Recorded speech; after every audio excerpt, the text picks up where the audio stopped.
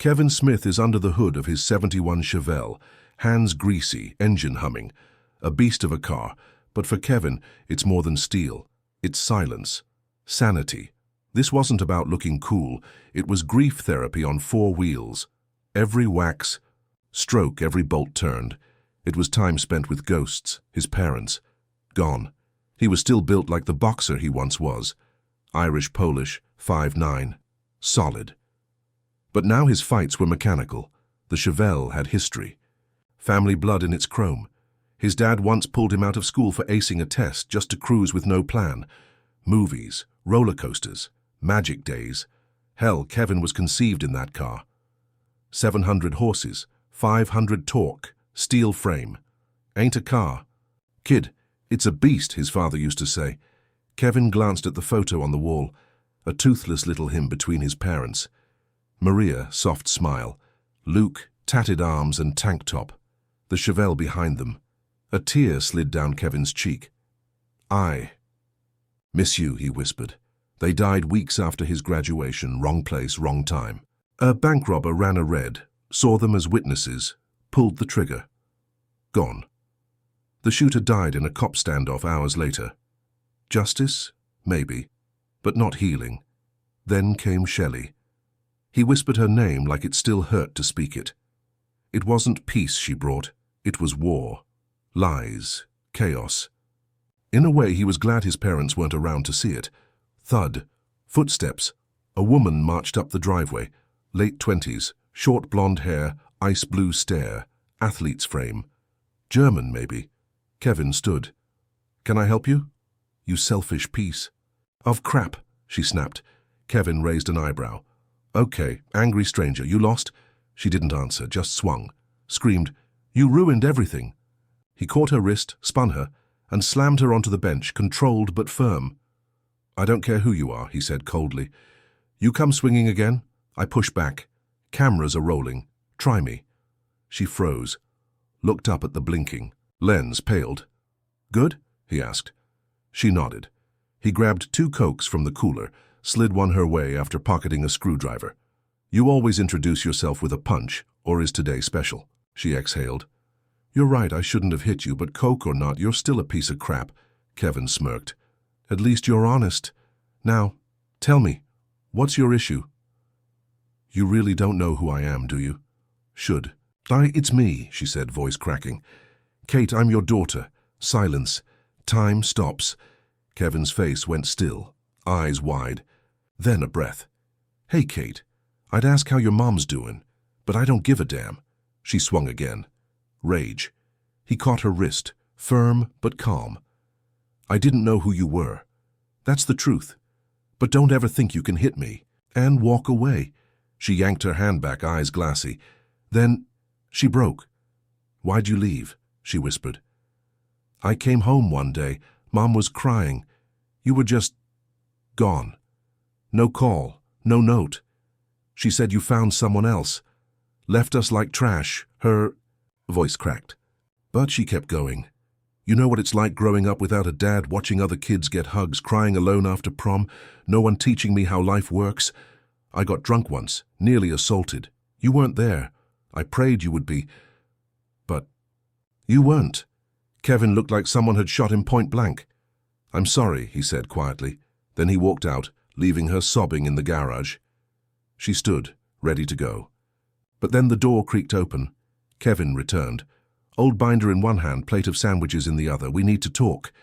They ate in silence. Then he slid the binder toward her. This is yours. I'll explain. After that, do what you want. With it. Just know I didn't mean to hurt you. I did what I had to. You ready? Kate nodded. I grew up in St. Louis, he began. Mom taught science. Dad fixed cars. They were immigrants. Proud. They died when I was 17. Wrong place, wrong time. Kate blinked, realizing she never knew any of this. I lost it. Took what savings they had, moved to York, PA, opened a garage. That's where I met your mom, Christina. She was panicking over a dashboard light. Just a loose sensor fixed it. She laughed. He asked her out. She was still in school. I was 18, broke, renting a dump. But she thought I was the coolest guy alive. They clicked fast. Lunch dates, late nights. She got pregnant right after he proposed. Scared the hell out of me, he said. But when I saw her smile, I knew I'd stay. Her parents hated him. Dad was a loud ex-wrestler. Mom was a corporate exec, looked down on him. But Kevin held his ground. The day you were born, best day of my life, he said, eyes misting. You came out screaming, then smiled at me. That moment, it saved me. Kate's eyes shimmered too. First 5 years were golden, Kevin said.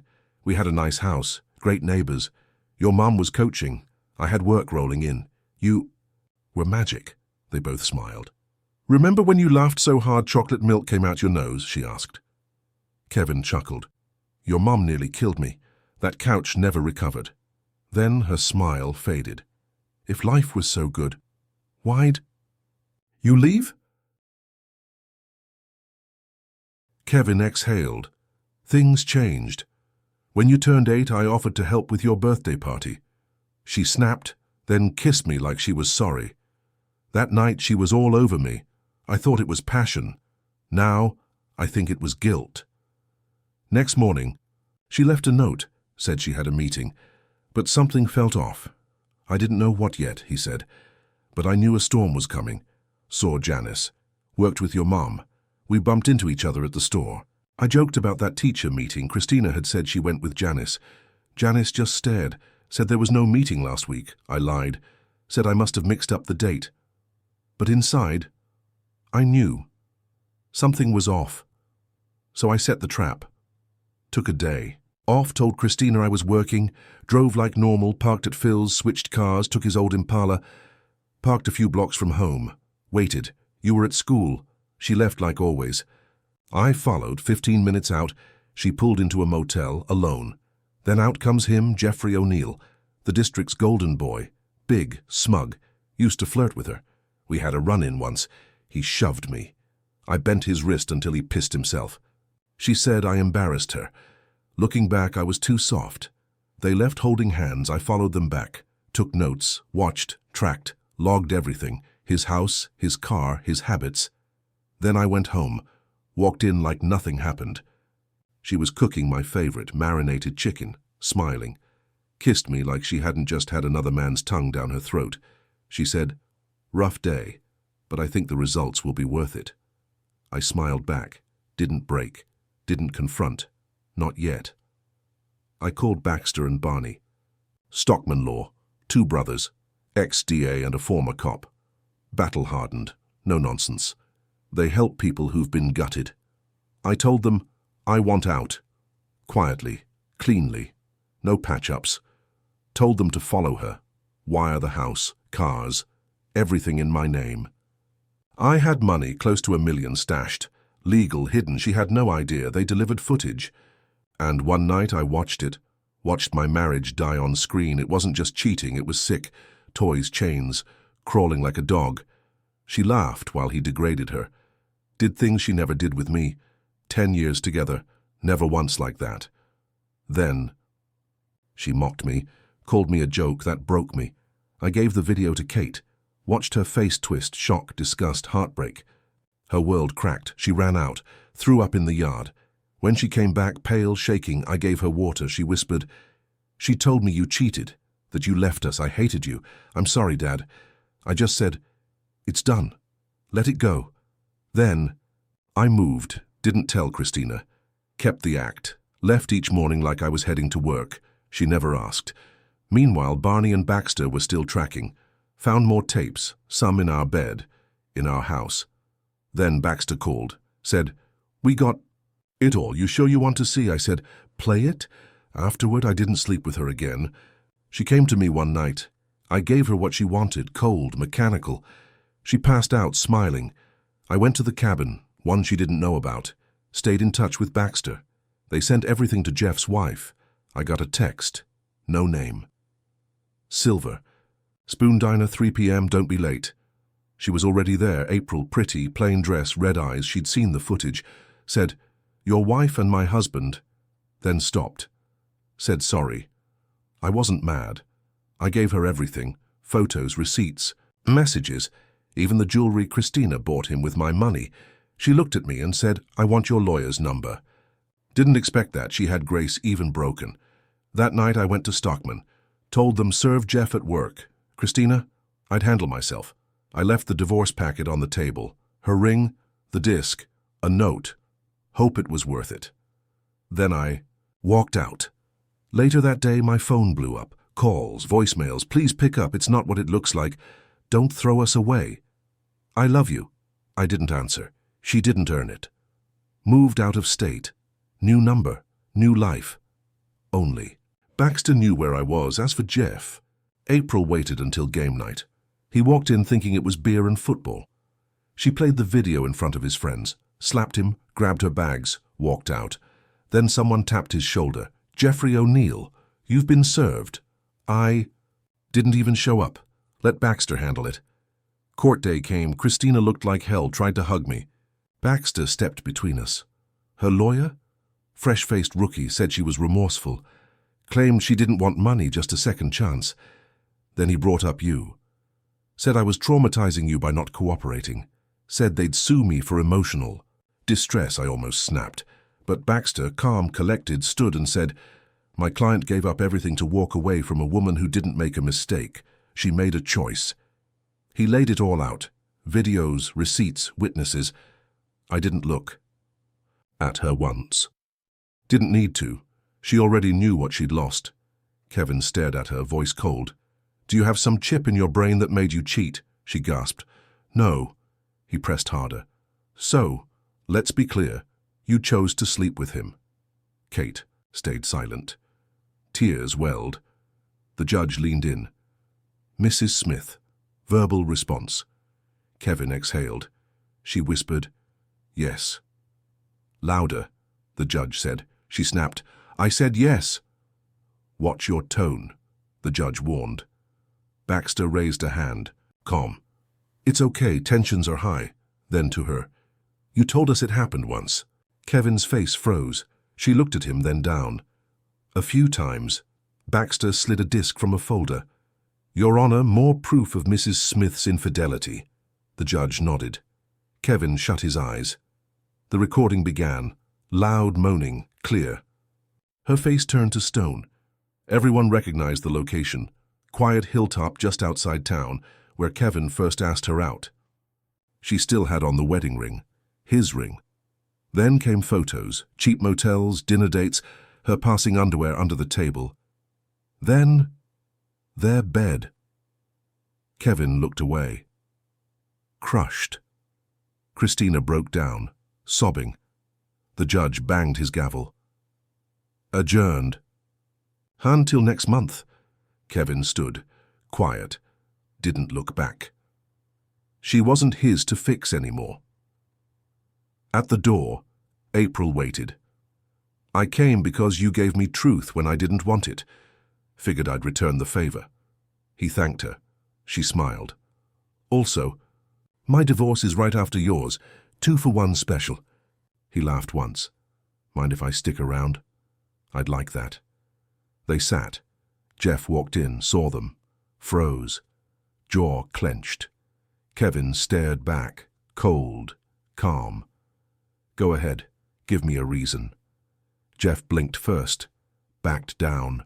April's case mirrored his. Jeff lied, denied. Then she played the tapes, clear, brutal. She didn't flinch.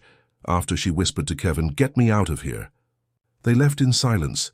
Later, at a diner, they ate, not for comfort, just to fill the hole. "I don't get it," she said. "I did everything.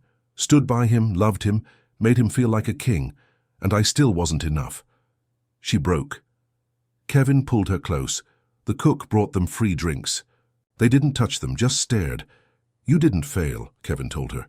"You were loyal, real. Some men don't deserve that." She smiled through tears, kissed his cheek. They stayed in touch, no drama. Just two broken people holding space. But Christina's people came after Kevin, called him trash, a deadbeat, said he abandoned her during a confused phase. Later, he learned they helped hide her affair. He took note. He'd deal with them. Just not yet. Inti courtroom. Next hearing this time, Christina's team demanded counseling. Kevin didn't flinch. He was done. They gave a rehearsed plea. Her child cries for her father every night. Kevin said nothing, just slid an envelope across the table. I always loved you, he said to her. But what I did next, I had to. Baxter stood, calm. We request Mrs. Smith return to the stand. She complied, said, I'll never forgive myself. I still love him. Kevin didn't move. Then Baxter asked, Mrs. Smith, who is Kate's biological father? Christina froze. Kevin Smith, my husband. Baxter pulled out the DNA test. He's not the father. Gasps. And Mr. O'Neill isn't either. The room erupted. The judge slammed his gavel. Recess, 1 hour. Outside, April was waiting. Her divorce finalized. Turns out Jeff had been caught with another man's wife. The husband snapped. Jeff didn't survive. April got $150K in death benefits, sold the house, downsized. Later, over lunch, she said, he wrecked me and I still miss him. I should hate him. Kevin looked at her. You're not broken. You're grieving what you thought you had. She held his hand. Thanks for saying that. Something shifted. Not love. Not yet. But something. Then his phone buzzed. Baxter. Judge. He's ready. 20 minutes. Kevin turned to April. Rain check Friday at 8. She smiled. I'd like that. In tea. Final courtroom session. Christina looked hollow. Maybe she'd heard about Jeff. The judge looked weary. Marriage is trust. You broke that, now you carry it. He turned to Kevin. Though not the biological father, you raised this child with love. Divorce granted. No child support, no alimony. House sold, profits split. Kevin closed his eyes. The judge nodded. Hope you both find peace. Court adjourned. Christina approached him pale. I'm sorry, she whispered. He didn't blink. She turned and walked out, and out of his life. Kevin stared past Kate.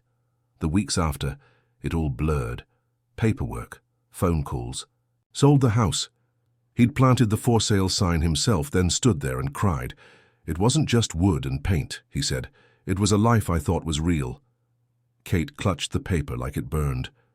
Her tears fell soundless. Her body still. You're not my dad, she whispered. Kevin nodded. No, I'm not. She told me you ran, Kate said, her voice cracking. Said you left us for someone else. I thought it was me. That I pushed you away. Kevin stayed quiet. Her pain was unfolding, raw and honest. She lied. None of it was real. And now I don't even know who I am. I'm not your daughter. And the man who is, I don't even know his name. Kevin opened a binder, slid a folder into her lap. Inside, a photo. A DNA report. Michael O'Donnell, he said softly. Went to school with your mum. Army. Lives in Colorado. I don't think he knew. Maybe he did. But your mum, she buried the truth. Kate stared at the photo, then dropped it and hugged him. Hard. I'm sorry, she choked out. For what she did to you. You don't owe me an apology, Kevin said, wrapping his arms around her. You didn't do anything wrong. Tires crunched on gravel. A black SUV pulled in. From it stepped a striking woman, fit, graceful, maybe early 40s. Beside her a pair of teens, twins, same height, same face, same unmistakable energy. Kate stood, frozen. Kevin walked toward the woman, said nothing, just kissed her. Deep. Familiar. Hey, April, he murmured. My love, the girl groaned. Oh my God, get a room, Kevin laughed. You're really doing this in front of the kids? Chill, said Marcus, grinning. They've been like that since before we were born. Kevin turned to April. Go help your mom with the bags, he told the twins. Then quieter. Can I talk to you? April nodded, then saw Kate. Her face shifted, recognition and something close to shock. This is Kate, Kevin said gently. From my first marriage. April blinked. You look just like her. Kate tensed. Kevin touched her arm. She didn't mean it like that. No, April said quickly. You just really take after your mum. They sat on the porch. No rush, no small talk, Just silence and a soft breeze. I grew up thinking he left, Kate said, that he didn't want me. Mum said he walked out, met someone else. I believed her. Kevin didn't flinch. He let it land. She made you a villain, Kate whispered. And I believed every word. April placed a hand on hers. I'm so sorry. She lied for years, Kate said, voice dull. Didn't even tell me his name. She looked at them both. So, how'd you two meet? Kevin smiled. Little crooked. Dumb luck. After the divorce, he moved out, took odd jobs. One snowy day, a media van got stuck. April laughed. Guess who was driving? They smiled like two people who'd survived the same storm. We reconnected, Kevin said. Slowly. It took time. Trust was hard. But we made it. Got married. Then came the twins. April stood and hugged Kate. Tight. When I saw you, I got scared, she admitted. Not of you, of what it meant. But none of this is your fault. She stepped back, eyes serious. What your mum did was cruel. Kevin thought you were his. He loved you. Every laugh, every birthday. It was a reminder of the lie. And most people don't come back from that kind of betrayal. Kate swallowed hard. No, they don't. She collapsed into April's arms. April held her like she already belonged. Later, April asked gently, "Stay for dinner?" Kevin nodded. So did Kate. It was loud, warm, real, the kind of love she hadn't felt since she was a kid. Tara, into poetry, nationally awarded. Marcus, wrestling. Champ, NASA-bound. Jock nerd, brain and beast. By dessert, Kate felt home. Kevin and April walked her to her Uber. April touched her arm. What happened to you doesn't define you.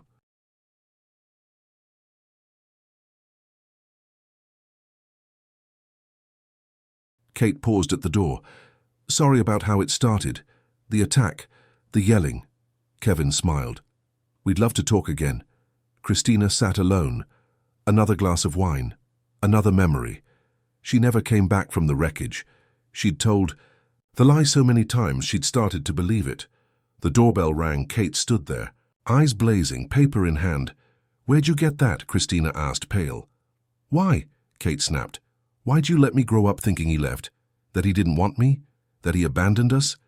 Christina opened her mouth, but nothing came out. You were the one who cheated, not just on Kevin, on me. I'm not even his kid, and you knew that. Kate held up the report. Michael O'Donnell, my real father. He didn't even know I existed. Christina sank to the floor. It was a mistake, she sobbed. A fling. And Kevin paid the price. You used him and me. I loved you, Christina whispered. Always have. Then why'd you lie for 15 years? Kate asked coldly. I was scared, she cried. Kevin gave me a real life. I messed it up, but I never regretted having you. I can't do this anymore, Kate said. I don't hate you, but I'm leaving. Christina looked up, shattered. I still love you, Kate said softly. But you broke us. Maybe I'll come back. Maybe I won't. She packed fast. Basics only. At the door, she looked back. The hotel's letting me stay for now. I'll figure it out. Christina didn't speak, just watched her daughter walk away. Kate disappeared into the night. Christina turned to the hallway mirror, saw the wreck she'd become. Idiot, she whispered.